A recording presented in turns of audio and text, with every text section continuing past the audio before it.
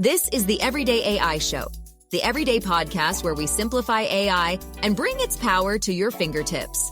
Listen daily for practical advice to boost your career, business, and everyday life. What if you had an AI spy? Not like a spy powered by artificial intelligence, but an actual human that would go out there kind of incognito and talk to the smartest people in the world and bring you back all of the information, all of the hidden trends, everything that's happening in the AI world, but maybe people aren't talking about, and those things that are going to impact your business. Guess what? That's me. I work for you. And today we're going to be talking about Undercover Insights, 11 hidden AI trends from Microsoft's Ignite conference that will shape how we work. I'm excited for this one, y'all. I hope you are too. Welcome to Everyday AI. If you're new here, what's going on, y'all? My name is Jordan Wilson, and I'm the host in Everyday AI. It's for you. Like I said, I work for you. This is your daily live stream podcast and free daily newsletter, helping everyday people not just learn about AI. What good is that? It's all about how you can leverage it, how you can actually put all this to work for your company and your career. If that sounds like you, is that what you're trying to do? If so, you are in the right place. This is your daily home. If you haven't already, make sure to go to youreverydayai.com, sign up for the free daily newsletter. While you're there, people don't know this. We have now like 400 plus episodes. You can go back, you can listen to old episodes on our website, you can read about them, you can watch the video. It is a free generative AI university. I'll say it is the number one most unbiased place that you can go learn about AI from the experts. So make sure you go do that and sign up for our free daily newsletter. All right, before we get into today's topic, let's first start as we do by going over the AI news. Hey, live stream audience, got a little live stream prompt for you. So first, Anthropic has introduced Model Context Protocol to enhance AI connectivity. So Anthropic has just launched the Model Context Protocol, or MCP, a new open source standard designed to improve AI models' access to data. So the MCP aims to break down data silos by allowing AI models to connect seamlessly with various data sources, such as business tools and softwares, enhancing their ability to produce relevant responses. So this protocol facilitates two-way connections, that's the big piece here, between data sources and AI applications, such as Anthropic's Claude, enabling developers to create MCP servers and clients for efficient data integration. So according to Anthropic, companies like Block and Apollo have already integrated MCP into their workflow, while development platforms such as Replit, Codium, and SourceGraph are adding support for MCP. So by providing a standard protocol, Anthropic envisions a future where AI systems maintain context across different tools, replacing fragmented integrations with a more unified architecture. So right now, subscribers to Anthropic's Claude Enterprise Plan, Enterprise Plan only right now, can connect the Claude chatbot to internal systems using MCP servers with pre-built servers available for platforms like Google Drive, Slack, and GitHub. So this is kind of similar, I'd say a little bit better, but way more technical versus, OpenAI's recent new feature called Work with Apps, which allows ChatGPT to interact with coding apps similar to MCP's objectives, but OpenAI focuses on collaboration one way, but much, much easier. All right, our next piece of AI news. NVIDIA is bringing new sounds to our ears. So NVIDIA has just introduced Fugato. Hopefully that's how it's pronounced. Maybe the new AI model should have told us how it was pronounced. So it is a new AI model designed to generate music and audio. So this technology can modify voices and create unique sounds, making it particularly relevant for music, film, and video game producers. So Fugato stands out by transforming existing audio, such as converting a piano line into human vocals or altering accents and mood in speech recordings. So NVIDIA currently has no plans to release Fugato publicly, citing concerns over potential misuse, such as generating misinformation or infringing on copyrights. Yeah, so similar to how we've been waiting 11 months now for OpenAI Sora. So the model was trained, according to NVIDIA, using open source data, and NVIDIA is deliberating on the best approach for its public release. So NVIDIA's cautious approach mirrors that of other companies like OpenAI and Meta, who are also exploring the implications of releasing generative audio and video models. All right, in our last piece of AI news for the day, Republican President-elect Donald Trump is contemplating the appointment of an AI czar to oversee federal AI policy, according to reports from Axios. So this move underscores the growing importance of artificial intelligence in government operations and policymaking. Tesla CEO Elon Musk is expected to play a role in shaping the future discussions and applications of AI, although he will reportedly not be the AI czar. The potential appointment of an AI czar highlights the increasing recognition of AI's impact on various sectors.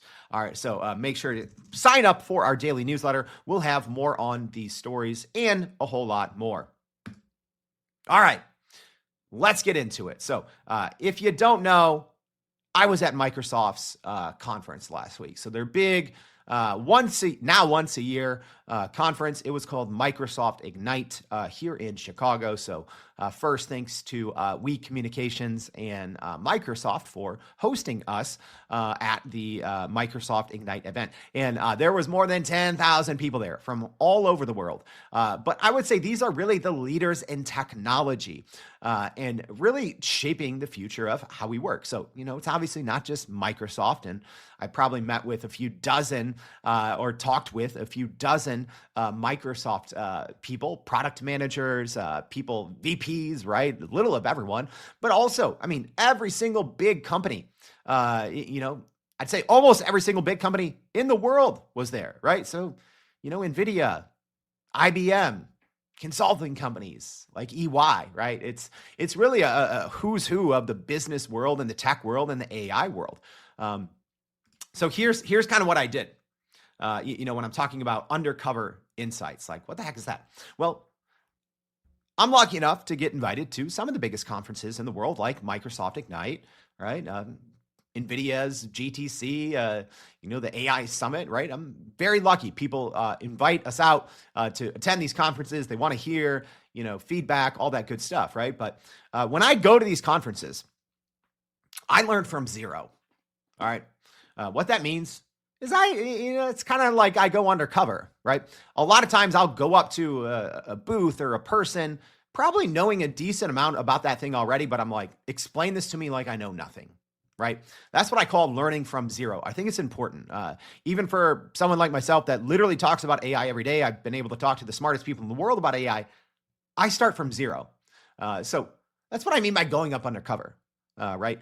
Even though I might know very much about a certain product or company and what they're doing in AI, I like going from zero and talking with these, CEOs of, they're CEOs of Fortune 500 companies. There's, VPs of, $1 trillion companies. Some of the smartest people in the world were on the Microsoft Ignite showroom floor. And I asked them a couple of questions. And it's the return of Hot Take Tuesday, y'all. So let me know if I should actually spice it up here or just keep it straight. It's always up to you. All right. So here's questions that I normally ask, right? I say, what's your take on the latest AI, right? And yes, talked a lot of Copilot.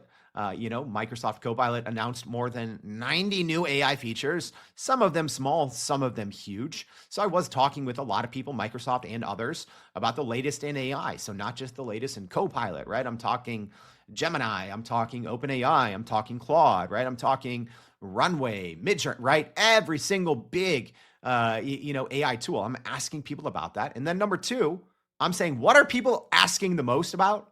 And what's the answer, right? As there's thousands of people, right, going through the kind of showroom floor. And if you've never been to these big, AI conferences, it's like any other conference. There's, I lost track, I would say between 200 to 300 booths, right? So hundreds of companies are there trying to showcase the latest in AI and their technology, right? So I do two things. What's your latest take on AI? And what are people asking the most about? And what's the answer?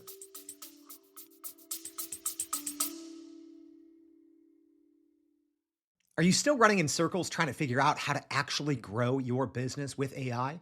Maybe your company has been tinkering with large language models for a year or more, but can't really get traction to find ROI on Gen AI. Hey, this is Jordan Wilson, host of this very podcast. Companies like Adobe, Microsoft, and NVIDIA have partnered with us because they trust our expertise in educating the masses around generative AI to get ahead. And some of the most innovative companies in the country hire us to help with their AI strategy and to train hundreds of their employees on how to use Gen AI. So whether you're looking for ChatGPT training for thousands or just need help building your front-end AI strategy, you can partner with us too, just like some of the biggest companies in the world do. Go to youreverydayai.com/partner to get in contact with our team, or you can just click on the partner section of our website.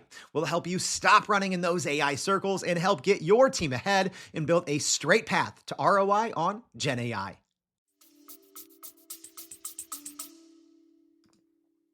All right. Michael and Ted say spice it up. We'll see. So here's the answers to those questions, to talking to dozens of people, learning from zero, not going in with, any thoughts on these conversations and many hours of conversations, right? So this is, I was, able to interview a lot of, Microsoft execs. We have another show that'll be dropping tomorrow on Copilot Pages, which I'm excited about.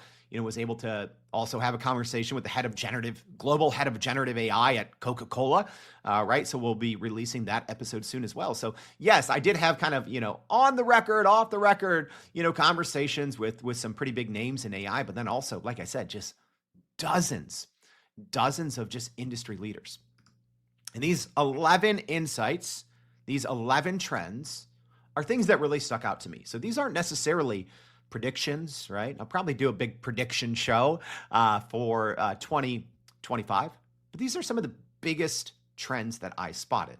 And you, everyday AI audience, I want you to know what's happening behind the scenes, what people are actually talking about, right? Sometimes they don't want to talk about this out loud, right? But that's my job, right? I want you to, when you tune in here every day, I want you to know that the information you're getting, it's not just like some random stuff on the internet, right? This is what people care about. This is what they're worried about. This is what they're excited about. These are 11 trends. Let's get into it. Trend number 1, and this one's a little more Microsoft and Copilot related, but there's too many Copilots in Microsoft Copilot, right? People are confused. I don't think that's necessarily a bad thing, right? So you have normal Copilot within BizChat. You have now SharePoint Copilots. You have autonomous AI Copilots. You have Copilot Studio. You have, different Copilot agents in, Teams and the facilitator agent and the interpreter agent, right? One overwhelming thing that I heard, and this one is a little more Microsoft specific, is people said, there's too many Copilots. There's too many AI, right? It's everywhere. How do I know which one to use? Do I start in SharePoint? Do I, go into normal biz chat? Should I be working with Copilot inside of Teams? And well, I'd hate to tell you, but there is no right answer to this, right? And this is coming from the people building the technology itself over at Microsoft. I said, y'all, like, is there a visual map that says, hey, if I need this insight, where should I go? Where should I start my Copilot journey, right? And a lot of these are new features that will be rolling out. And a lot of them you do have to have, your company has to have a Microsoft 365 Copilot license. More on that in a couple minutes. Had some troubling trends and insights from that. But so many people are confused about, they're saying, okay, our organization is 100% in Microsoft Copilot 365. And I know I need to use an AI for this. I need to use a Copilot. I need an agent. But where the heck do I go? Do I use one of the pre-built agents? Do I go into Copilot Studio and try to build something on my own? Do I go into SharePoint, right? Now SharePoint has agents by default, just agents built just on that data in SharePoint by default. You don't even got to build it. And everyone's like, how do I use it? There's so much AI. It's overwhelming, right? Well, unfortunately, there's no right answer. It's kind of like, at least for now, a choose your own adventure, right? I do actually hope, and I did request, I'm like, hey, it would be great if Microsoft came out with a visual kind of decision tree or roadmap on when you should use what Copilot, right? But from what I heard, it's like, it doesn't really matter, right? It depends on your workflow. It depends on the outcome that you need. So what I was told is, don't choose the car and the road when you're starting. Choose the destination.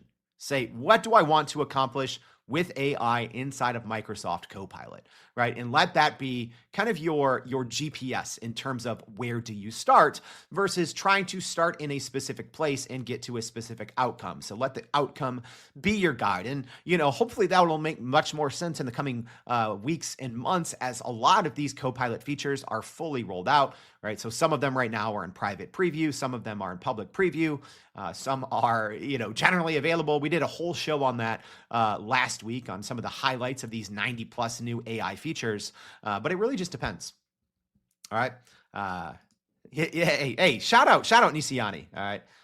She's doing some great work in Chicago here, but one of my friends there at Microsoft was trying to connect with a lot of people, but man, there are so many people there. And hey, y'all, if you do have questions, get them going. Get them in right now. I'll try to answer some as we go in at the end. So trend number 2 that I noticed, Microsoft is light years ahead of Google and Apple on AI. And I'm not saying that. Yes, I need to be very transparent, y'all. Yes, Microsoft is an advertiser on our show. Yes. But I've been saying this since day one, since before Microsoft was an advertiser of this show.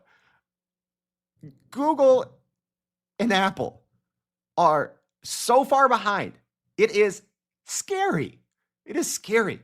Right? And I don't want that to happen either. I don't want one company to be running so far ahead of its 2 closest competitors, because I think, in theory, Microsoft could really pause or slow down AI innovation, which selfishly I don't want them to do, right? I don't think they're going to.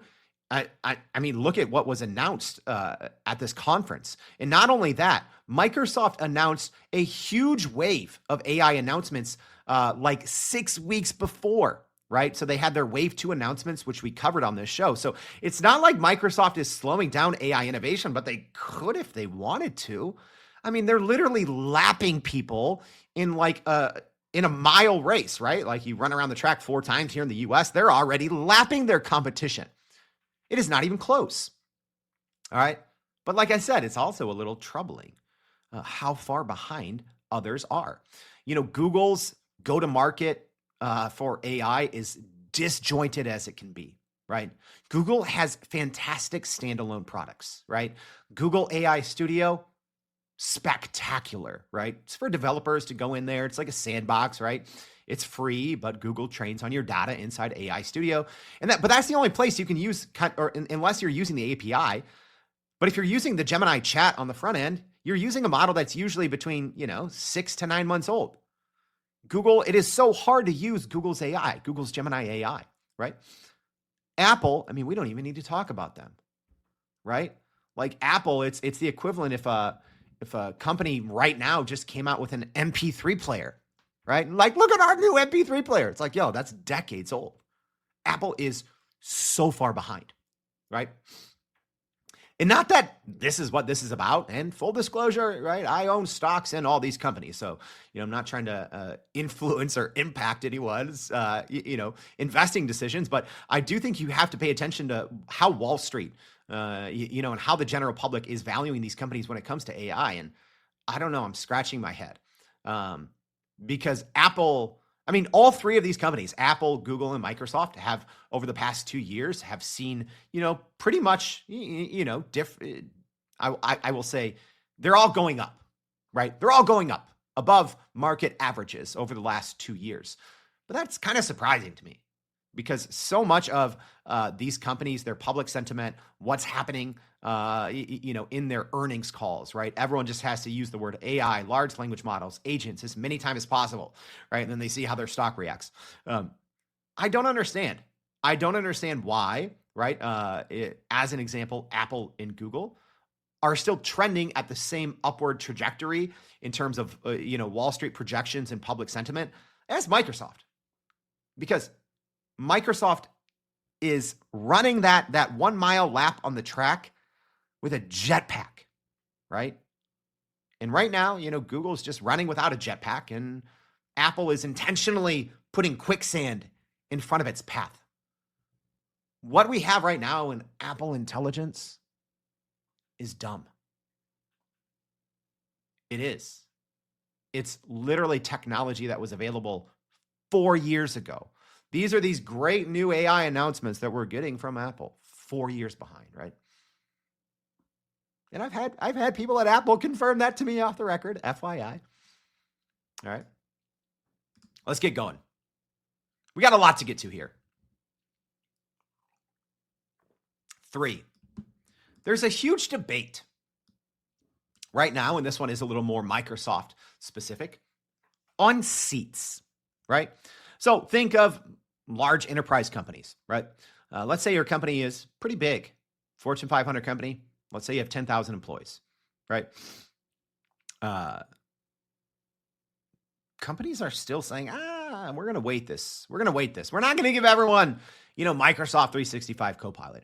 Right now, there's a big debate, and I talk to people on both sides of this debate, right? So essentially, you have IT leaders who are withholding seats, right? Because right now, aside from, your standard Microsoft Office license, right, which everyone needs to use Microsoft on their computers, right? The Microsoft's, Word, Excel, etc., right?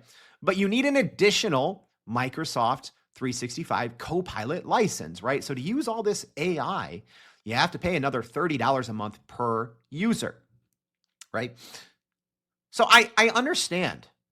I understand, right? Because when you have, 10,000 employees, right? I don't know. It's like 300,000 a month, right? Something like that. I'm not a math major, but it's a lot of times it's a multi-million-dollar investment for these big enterprise companies to give all of their employees access to Microsoft 365 Copilot. So 2 sides of the debate here on why this is happening, and I don't understand it. Number 1, IT leaders are withholding seats because they're worried about costs and not ROI. So your IT leaders that are sometimes in charge, right? And they have a certain budget for software, hardware, etc. And they're mapping a lot of times either months or quarters in advance or a year in advance, which is not good anymore. Companies have to change that. You can't do that anymore. But then on the other side of the coin, you have CEOs. So IT leaders are worried about cost, but not ROI. And then your C-suite people are primarily focused on ROI. And that's why they don't give out seats. So it's like, what's going to happen first? Is the egg going to crack, or are we going to get scrambled eggs for breakfast? Well, everyone wants scrambled eggs for breakfast, but no one wants the egg to crack. You can't have both. I don't understand. It's almost like, I don't know if you guys have ever been to a big sporting event, right? I actually had a story about this once. It was the Cubs World Series run in 2016. It's actually a long story. I'll save that for another day. But, sometimes, there's always ticket scalpers, right? And they're like, hey, I got tickets for sale. And then the guy standing right next to them is like, hey, I'll buy your tickets, right? And I'm always, tongue in cheeky. I'm like, hey, you guys should talk to each other. You're trying to sell tickets. He's trying to buy tickets. Like, you guys are right next to each other, right? But I kind of feel like doing the same thing for C-suite and IT leaders, right? Hey, C-suite, you want to show ROI. Okay. Hey, IT leader, you won't give out seats because you're not seeing ROI. Well, how can you have the scrambled eggs breakfast without cracking the egg? You can't. I still think, and this is a trend that I continue to see, because I think people aren't unlearning. I talk about this on the show all the time. You've got to unlearn. You still have enterprise leaders in their minds working like it's 2019. It's not. You can't work like that anymore. Yeah, you might have to take a huge hit on the IT budget. You might have to burn through a couple $1,000,000. Yeah, I know, wild, right? But you don't have time. You don't have time to do these long, slow rollouts of generative AI anymore. The fact that literally enterprise companies still haven't given out, I'm talking, billion, multi-billion, trillion, some $1 trillion companies, right? At least in terms of market cap, haven't given AI to all their employees. How's everyone supposed to learn, right? And that $30 a month, y'all, as long as you know what you're doing, which isn't very hard. We teach people for free literally all the time in our free Prime Prompt Polish course. I think we have 540 people signed up for today. As long as you know what you're doing, you win, you get that $30 back, at least in productivity, almost instantly, right? Yes, there's another discussion to be had about, okay, right now the ROI, which a lot of companies aren't seeing, is, well, they're winning back time. And they don't know how to convert that new time into new revenue, right? But you're getting back a positive ROI. You're just, number one, you don't have a plan for what happens when AI works. Number two, and this is especially the truth for a lot of companies that are remote, hybrid, etc., you're just winning time. You just maybe aren't seeing it. Number four, personalized AI content is coming. My gosh, right? So yeah, a lot of this is around Microsoft Ignite, right? You can have a personalized agent that you can build with no code, right? Non-technical person can go build agents that help them do their work, right? Or agents that help them summarize highly technical content into a way that you like to learn. But that's not necessarily what I'm just talking about. Again, we're talking about outside of the scope of just Microsoft Ignite. Personalized AI content is coming. The cloud technology is getting better. The hardware is getting better. NVIDIA ACE. I hope to bring someone on the show to talk about that in the coming weeks, right? But I'm talking about a future. Personalized websites powered by AI. Personalized emails. Dynamically personalized movies, personalized TV shows, personalized learning, personalized video games, where everything renders in real time. It's not science fiction. It's coming, right? It's crazy. Closed door session. This was at the NVIDIA's GTC conference back in March, right? Someone asked NVIDIA CEO Jensen Huang about, hey, in the future, will, as an example, video games be able to render themselves in real time? So what that means is AI is creating video games on the fly, right? Which is a wild concept. And he said, oh, it's probably in a couple of years. I just saw it with my eyes at Microsoft Ignite. It's already here, right? It's not publicly released yet. A lot of these things I'm seeing maybe haven't been publicly released, right? But all of this is here. Content that is personalized for you on the fly. It's not science fiction. It's happening. Number 5. Everyone and their moms, grandmas, dog sitters, best friends, third grade teachers, X is selling agents. Everyone. Agents. Yeah. If you thought, LLM and AI and chatbot and GPT were the buzzwords of the AI wave, just wait. People selling agents or promoting agents at their, company, right? Software companies, hardware companies, cloud companies, computing companies, security companies, everyone now has agents. Do we need them all, right? I think a lot of them just want to stay highly relevant. And here's what I noticed. There was long lines at Microsoft Ignite for anything that had to do with agents, right? And then I'm looking, right? I mean, this was especially true for Microsoft. Love what Microsoft did, by the way. They literally probably, I should have counted, they had probably at least 50 booths, right? And they had product leaders, people who were giving big speeches, would go and then talk to consumers, talk to the Microsoft MVPs, sales partners, etc., and answer questions, which is great. I would love to see other big tech companies doing that, by the way.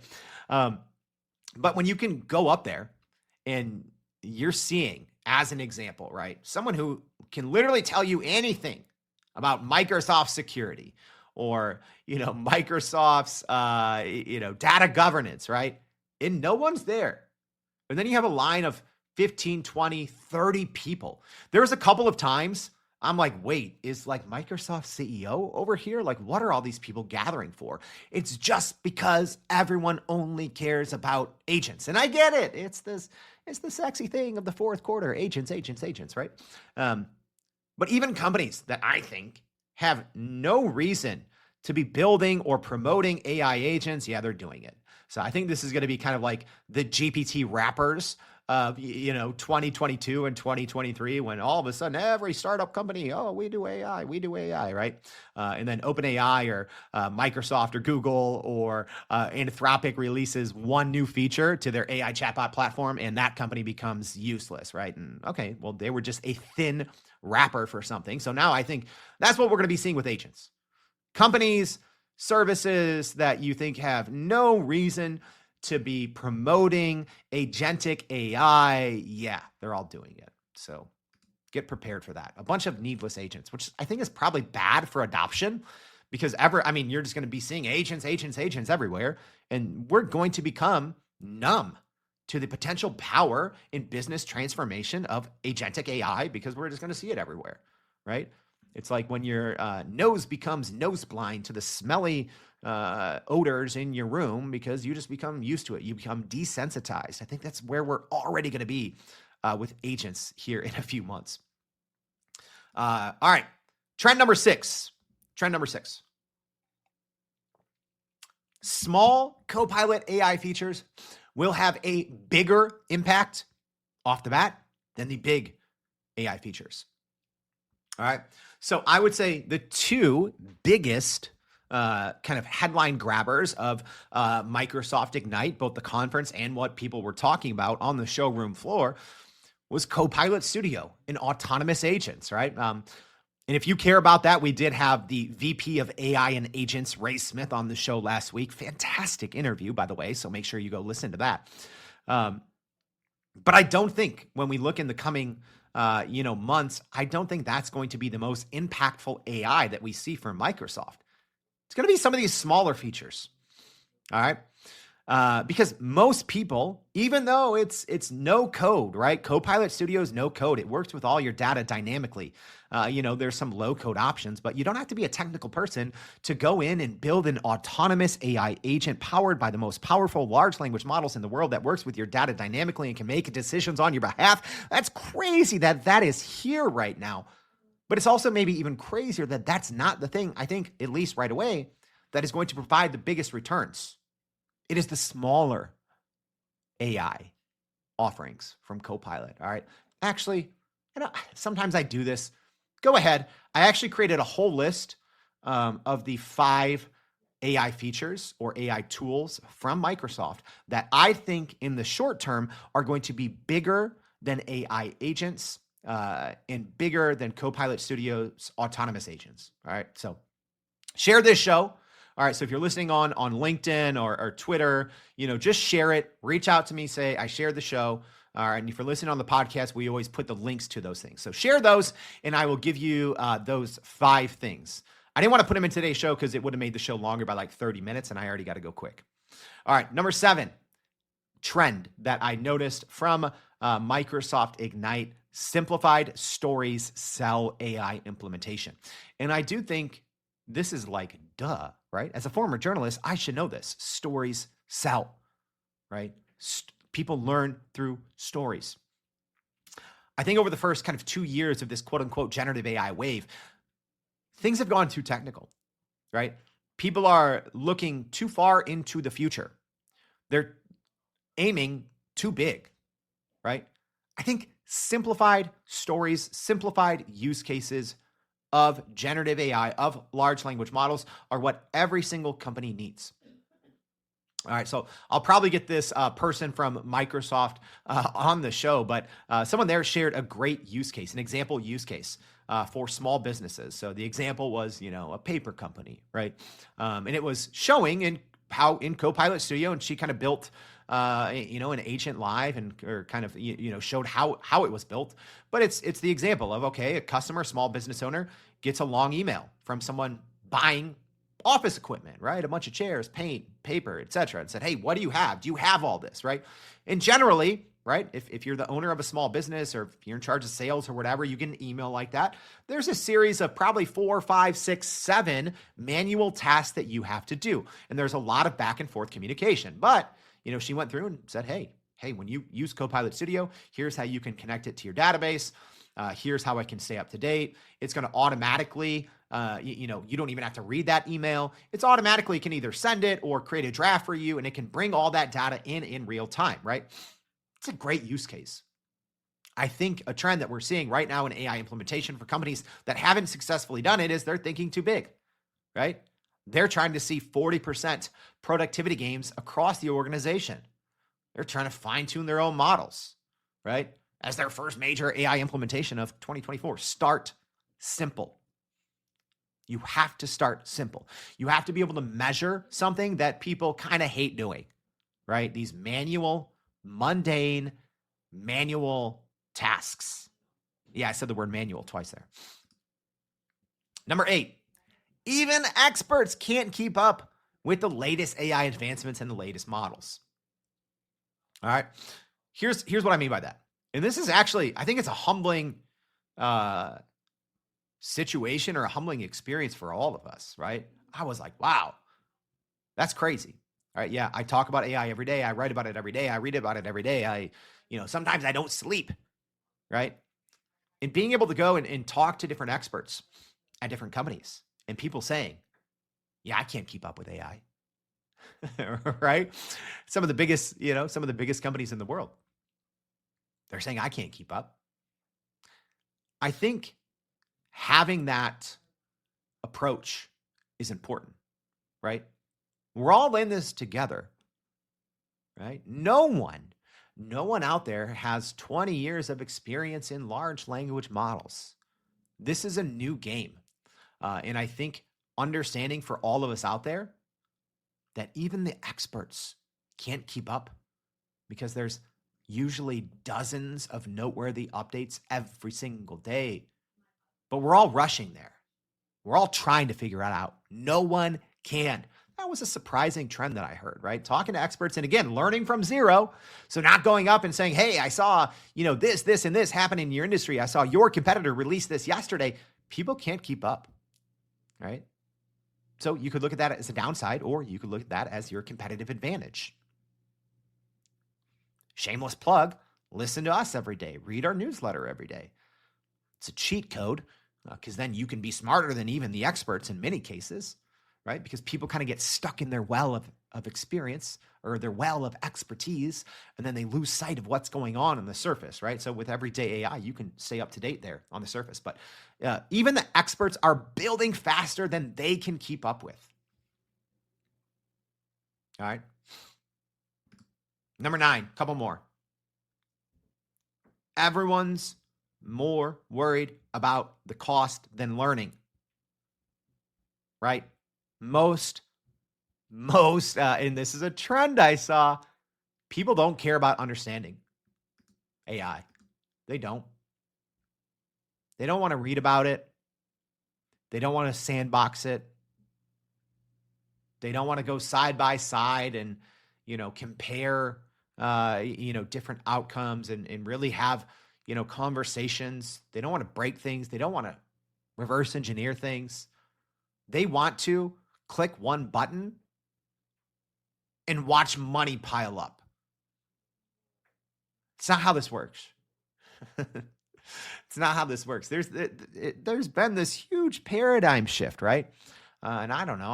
I blame social media, or I don't know who I blame, right? But you always see these, posts online or blog posts or whatever, right? These sensationalized news headlines. Oh, company X implemented AI and, they cut down time on this by 95%.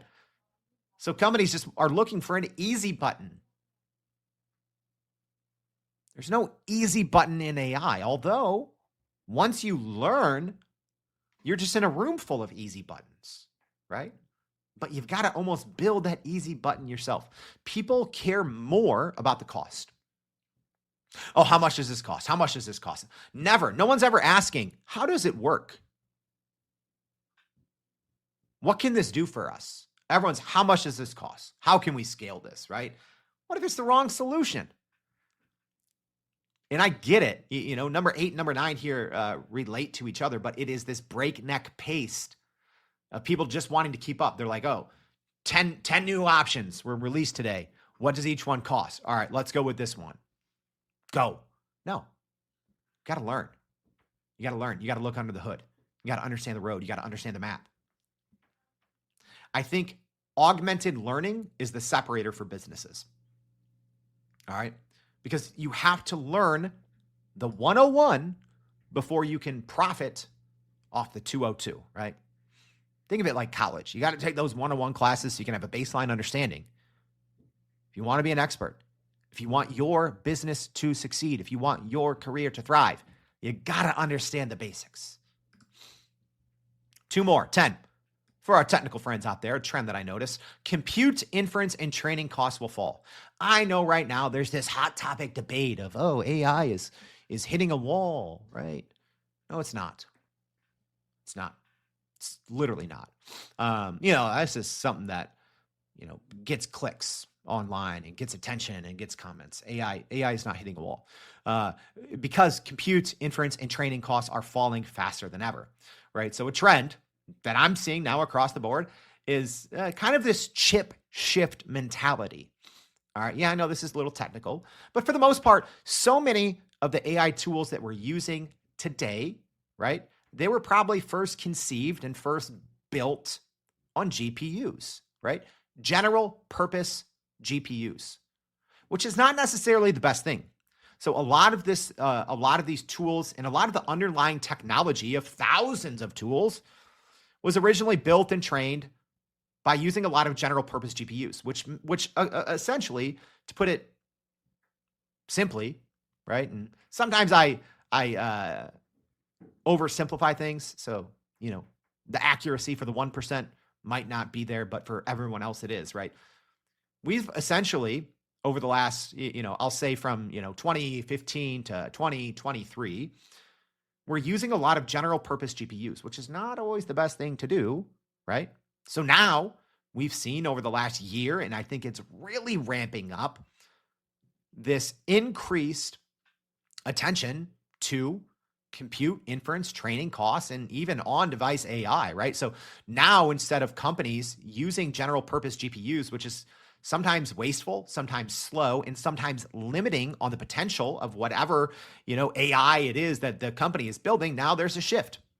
And we're seeing more NPUs, neural processing units. We're seeing more DPUs, data processing units. So, it starts from the top down, right? But now we're seeing hardware, right, that has NPUs. So even when we're talking about running AI on a local machine, it's getting faster, better, smarter, cheaper, more energy efficient, right? Which is huge. Energy is huge, right? And I actually walked away from this conference somewhat optimistic about this, AI's overall environmental impact. All right. Had a great episode on that, by the way. We'll make sure to leave it in the show notes. All right. And then last but not least, sorry to leave this on a bummer, y'all. Number 11 trend. If you're not using AI daily in 2025, your company will start to die. I'm sorry. I got to stop being nice. I've been trying to be the nice guy for 2 years, right? Doing this every single day. Oh, you need to adopt or else you're going to struggle. No. If your company is not using AI daily in 2025, your company will start to die. Not saying you're going to go out of business. It's not what I was saying, right? I've said this since day one, right? 2023 was the year of experimentation. 2024 was the year of implementation. 2025, that's separation. That's where your company will start to die. You will start to lose business. You will start to lose profit. You will start to lose customers. You will start to lose whatever. If you are still not fully going all in on AI and learning about it, then 2026 is extinction. The good thing about having a daily podcast with transcripts that you can go and search on the internet, I've been saying this since day one, nothing has changed. Companies are going to start dying very soon.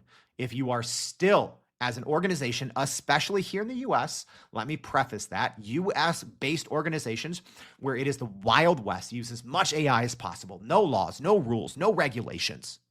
If you're not using it daily, your company's going to start dying, period, because everyone else is. You can't be the last company to get on this tech innovation. You can't be, looking at the Gartner hype cycle every month thinking it's going to change or save your company. Smaller companies are going to gobble you up. Your bigger competitors are going to eat up your market share like the last piece of pie on that Thanksgiving, right? That last slice. They're going to take it from you. They don't care if you eat. If you don't stay hungry, your company will not eat. You got to be doing this every day, y'all.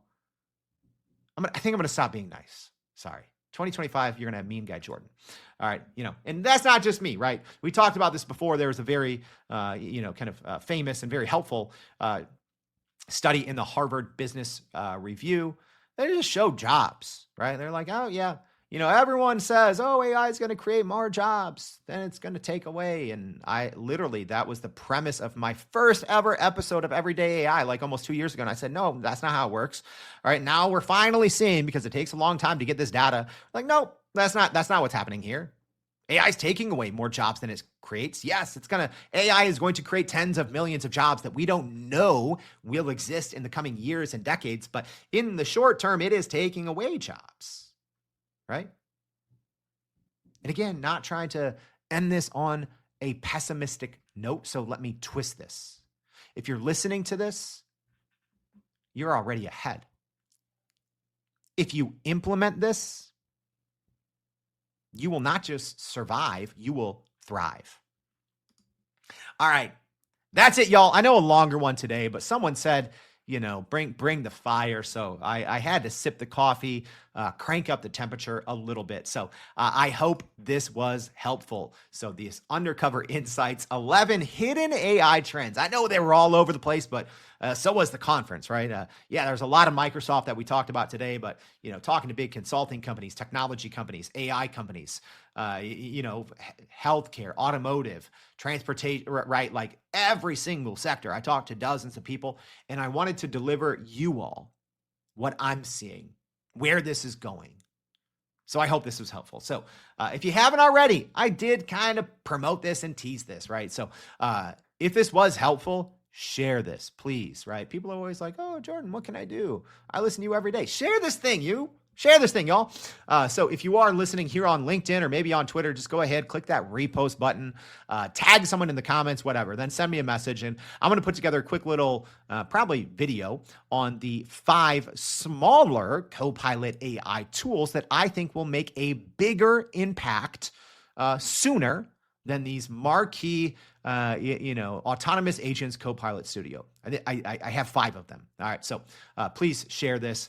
Thank you for tuning in. If you haven't already, please go to youreverydayai.com. Sign up for the free daily newsletter. We're going to be recapping today's show, and we recap every other show. So please go do that. Please also tune in tomorrow and every day for more Everyday AI. Thanks, y'all. And that's a wrap for today's edition of Everyday AI. Thanks for joining us. If you enjoyed this episode, please subscribe and leave us a rating. It helps keep us going. For a little more AI magic, visit youreverydayai.com and sign up to our daily newsletter so you don't get left behind. Go break some barriers, and we'll see you next time.